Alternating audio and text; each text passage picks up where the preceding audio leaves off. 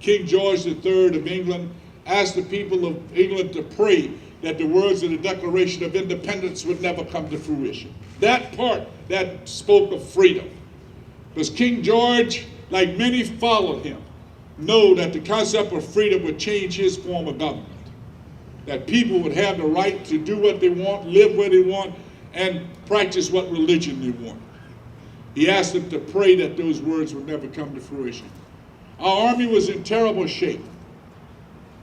And Washington turned to the great Thomas Paine and said, Thomas, boy, we need some words of inspiration. And it's when the great Thomas Paine wrote these words, the Sunshine Patriot. These are the times that try men's soul. The summer soldier and the Sunshine Patriot will in this crisis shrink from the service of their country. But he that stands it now deserves the love and thanks of men and women. Tyranny, like hell, is not easily conquered. Yet we have this consolation with us, that in the harder the conflict, the more glorious the triumph. What we obtain too cheap, we esteem too light.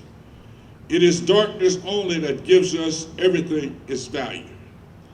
Heaven knows how to put a proper price upon its goods, and it would be strange indeed if so a celestial article of freedom should not be taken and rated highly. Thomas Paine, December 1776.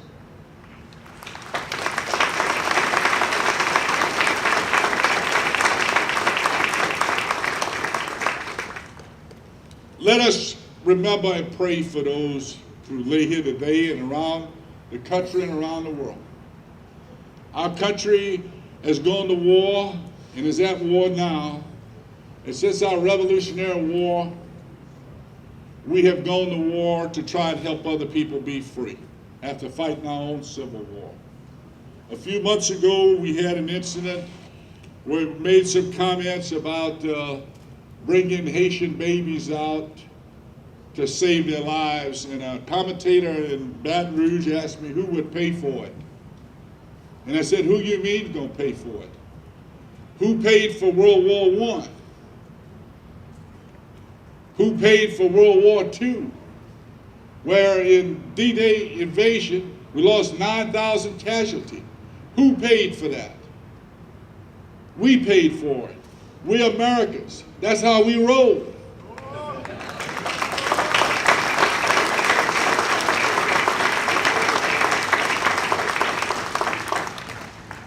And today we stand in two countries forward deployed, and we're still losing soldiers, patriots, for the concept of freedom. And in all these countries we fought, World War I, World War II, and now in Europe they've got the longest sustained history of peace in written history. We didn't go around and say, well, we want this building, we want to take this bridge back with us, we want this castle.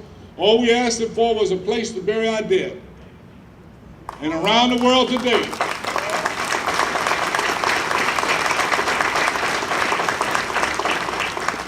in different time zones, there are people just like you honoring the memory of those who gave the ultimate sacrifice.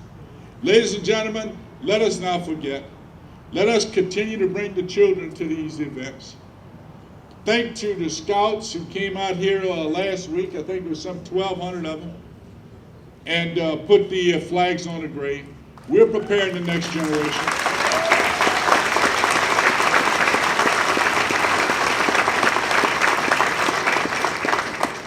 And may God bless you, may God bless the state of Georgia, and may God bless the United States of America now and forever. Thank you very much.